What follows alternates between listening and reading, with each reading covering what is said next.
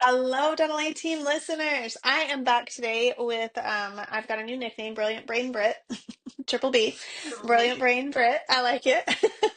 I'm back here for some fun business talk today. We are working hard, Britt and I pulled her business brain for a few different podcasts today, and we're working hard to make sure you guys that you've just got some really, really successful business tips and tools early on in the year.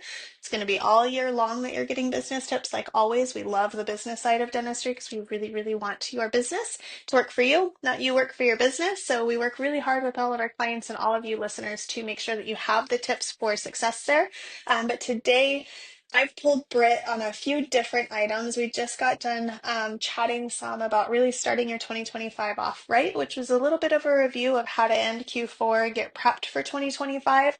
But I wanted you guys to have all of those goodies. So if you haven't listened to that yet, you don't have to do it before today. Listen to today, but then go backwards and listen to that one as well. Today, though, Britt, you have this in your background. Like this is something that you've done. We've both had our hands in it, but you have, like, honestly and truly just managed multiple practices and really helped set them up for success. You've done transitions, like you've done it all. So I really wanted to bring you on today to pick your brain on some of the pieces that are super important and paramount in learning. Maybe prior to would probably be, helpful, but a lot of us are not in that situation. A lot of doctors listening today already own multiple locations, and so really knowing what they can do and what they can learn and what they should be looking out for is kind of what I'm interested in today, for multi-practices. Before we pop in though, how are you today? How's Britt's beautiful brain doing? I mean, it's doing good today. It's not too early. Britt's brain super early is not always the best. I gotta have a Yeah, little time to warm up with the day. That's how I work. Or late nights. That's my brain time, really. So everybody works a little different, but I'm good. It's not too early. I get to sit here and good. chat with you about, I don't know, this kind of stuff is fun. Growth is fun. Different ideas are fun. So it's gonna be a good time. I agree. I agree. And your brain just works like this, like numbers, the black and white of it all. Like I've given you kudos before, you do really well at seeing the gray too and working through the gray to find the black and white, which I think in business is incredibly, incredibly paramount to success. Working with people is not always the easiest thing in the world. I tell all of my doctors and my office managers that the hardest part about your job is going to be managing the people, but you do really well with it because of that aspect. So I think it's really, really important to say that now because I think doctors listening and managers listening, whomever business owners are listening, that's a space for you to learn, to utilize that black and white data, but to bring in that personal side and to bring in that emotional side without letting the emotions take over the results, I guess. And so, Britt, that's something I really want to pick your brain on. But from the tactical standpoint, what are a few things going into multi-practice ownership, or maybe they already own, right? But hopefully going into, what are some key pieces that they should really be prepped for, looking for, tracking to know that they're on the path for success for both of them? And what should those look like? Should they be the same? What's the easiest way to go about this when you're taking on a new practice? Yeah. Number one thing is have a practice, have your flagship running really well and strong systems in your flagship before you start taking on another one is the ideal way to do it, right? Learn how to manage what is one location before you start multiplying that I agree. stress or management of all the locations. And with multiples, it's a different mindset. And I think that's where we work with a lot of private practice and even multiples that are private practice and people that are like maybe even transitioning to DSO, because it's one of those scenarios to where like the same thing doesn't work for everyone. So that's, we do a Yeah. lot with our practices that are custom, and it's like, all right, where are we going? What are we doing? What's it going to look like? What's the feel you want behind it? And when you know that you want to potentially even go multiples and you're starting with one location, I want you to put like the multiple brain on. You don't have them yet, but we want to start building things to where there's systems that can easily be transitioned into multiples. What Yep. I mean by that is, yes, there are going to be some steady things that are like, great, the way we do AR and send statements is going to be the same way we send statements all across all locations. The way we budget for supplies is going to be the same way we budget for supplies across all locations.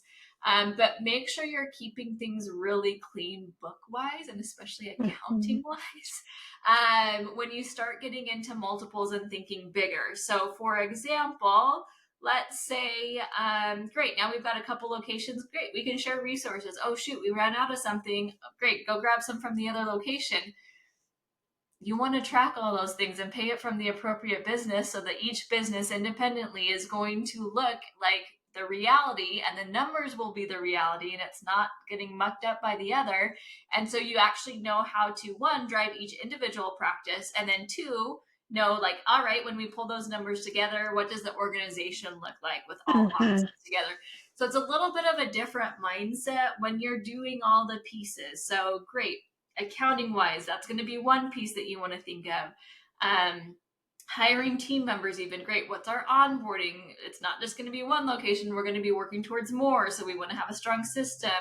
Systems, awesome. What things can be easily translated across all offices? And then where is that gray to where each office has a little bit of room for their interpretation on specific things? And especially if you're wanting to, let's say, I know some that they've got like a PPO practice and then a fee for service practice. If you know that's the direction you want to go, then all right, create systems that can work for both. And then we just customize some pieces of it based on the location.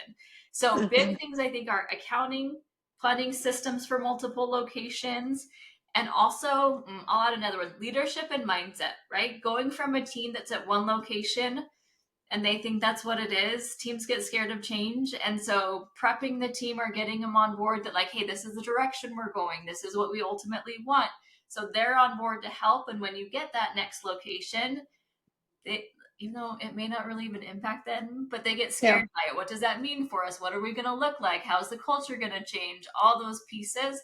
So those are some of like my most important ones is just think in multiples, even if you're only at one to start with, and that's the direction you want to go. Totally agree. Yeah, I have a few practice owners that I've chatted with that they're like, okay, Seth, like, I'm just gonna open a second location and restart. I'm gonna try again. Yeah. And I'm like, whoa, whoa, whoa. I totally understand that, but it's kind of like we're driving our car and like the wheels, are a little loose or they need air, the tires, or like something like mechanically is just not right. And we're like, scrap it.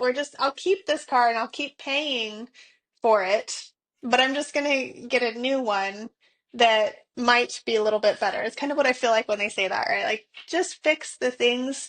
You can do that. You can have two. You can have an old car and a new car if you want both. You could sell the old car and buy a new car if you want to do that, but don't keep an old car and keep paying for it when it's broken and then get a new car and start paying for that too. That's an absurd waste of money and resources. So I think of it like that. And I have had a few practice owners that are like, but this one is just like, I'm racking my brain, like, cool, we haven't found the root cause yet then. So when you're digging into those pieces and really looking at this is going to be my flagship. So how do I operate this as my flagship practice? How do I make sure that this practice is the practice model that I want my next practice to look like? And it might be a little bit different. You said, PPO practice and a fee for service practice. I've got a couple practices that run similar to that. I've got one doctor that has three locations, that two of them are like PPO style, but they operate as a fee for service because that's just the level of care that they put into everything. But then he's also got a Medicaid practice that's like obscure on the side, that's a little bit of an uphill battle, but they're so different, but team wise they try to operate very similarly. Or just, the fee for service and the PPO standpoints, but operationally making sure, like you said, that those systems that we have in place, I want your patient experience to be the same no matter what type of practice you Mhm. own, right? I want your accounting to be the same. I want it to be super clean no matter what. And the space that you mentioned there with the accounting that gets really muddled and mucky is when we don't keep those books clean, Mhm. especially no matter what, you've got two different sets of bills, right? Of outgoing money that's coming with each practice, no matter what. Well, even if you have one entity and one business name that owns two practices, you still have to separate that in some way. And a lot of you guys are going out and you're getting associates who want to partner in to one of them. Or I know a practice that opened a specialty practice with her best friend. And I was like super clear from the get-go. We've got to make sure these are super separated, and making sure again that we're paying, one's paying the other. And like an office manager who may act as a regionalish that gets like, you've got to dial that in. How are we paying her when she's on board and she's doing hours for the second practice? What does that look? Who's paying for that? Because if our flagship practice pays for everything, and now our flagship practice is at 80% overhead and tanking, and our second practice isn't making money yet, we've got an issue there because the books are so confusing. And Britt, just to spiral down that one, when we don't have super clean books like that, what are the negative implications as far as like taxes and just why is it so important from the get-go that this is clean? Yeah, it can just get wild. Like you said, even taxes, what business is it coming from? What's getting paid by whom? And some things that can get really wild, like you said, and I'm all for, right, economies of scale are a thing. That's part of the reason of going into multiples. So just make sure it's being allocated correctly. You've got a regional manager, maybe there's, or an OM that's maybe doing 50-50 or 75-25. Then great, just split their salary, right? Yes. 25% from the Yes. smaller one, 75% from the other one. Just think in that sense, also because you want goals and you want your office managers to be responsible for helping you reach them, Mhm. including overhead. So you just don't want it to get mucky to where, one, we've got excuses that we're like, oh, well, it's Yep. just this, right? We're human beings. We will all will try to find any reason to like justify why we are where we are Mhm. instead of digging in to see what's going on. So having it really clean gives honest numbers so people know exactly what they're responsible for. They know if we're shooting for a goal, if we're shooting for overhead, if we're working to control things. It's really clean for them to do so, and it's fair in how we're doing it. And then, correct, valuation for businesses, right? Even for that, ultimately, it's going to come from, like, yes, your EBITDA, but like profitability is going to be a Exactly. factor. And so, Hmm. and if someone comes in and they start looking at things and maybe there was a shift at some point, they're like 2 months ago you decided to sell and it's looking real different, it's going to raise some questions and might be concerning. So keep Yeah. it clean from the get-go if you need to sell one, or even just for valuation purposes, if you need to leverage those practices to go buy more locations. You just want to keep everything clean, because if not, it just creates a lot more questions and it may hinder you from getting finances or being able to hold team members accountable, and also knowing which practices really need some attention or may not be doing well. Yeah, I love that. So it sounds like you need a really great CPA. You need a That knows really good multiples. bookkeeper that knows multiples. Yeah, a really great bookkeeper. I do have some doctors who are their own bookkeepers, and I'm okay with that, but you got to be really good at it. And a really great payroll company that probably comes with those two options to make sure that everything's super clean. And then I think, like you said, the office manager situation, making sure that she or he knows where the money's coming from too. And if they're employed now, like if they're getting paychecks from both, that's different. Like that's gonna look different to them on their W-2 side. It's gonna look different to you.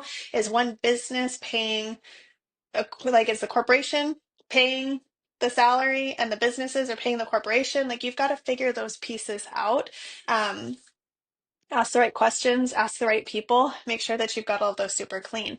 As far as like that's one piece, that's one major piece of it. So I want to make sure we get that out from the get-go. As far as systems go, making sure, right? Operations manual and training.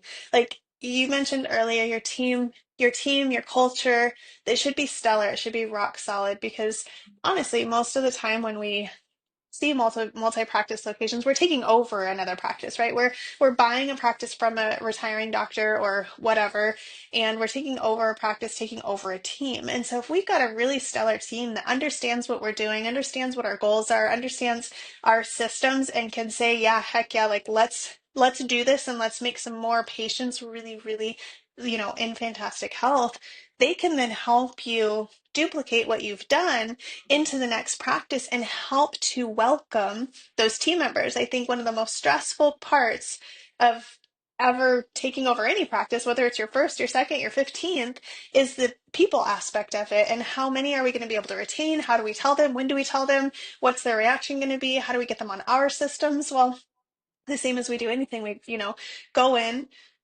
be yourself, and look at what's working and what's not working. Start with areas that's not working instead of coming in my opinion, and being like, this is our book. This is how you're going to be.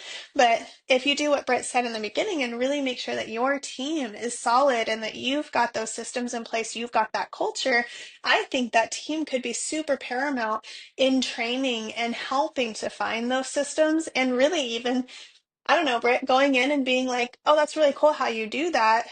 I think that might be more efficient than how we've been doing it.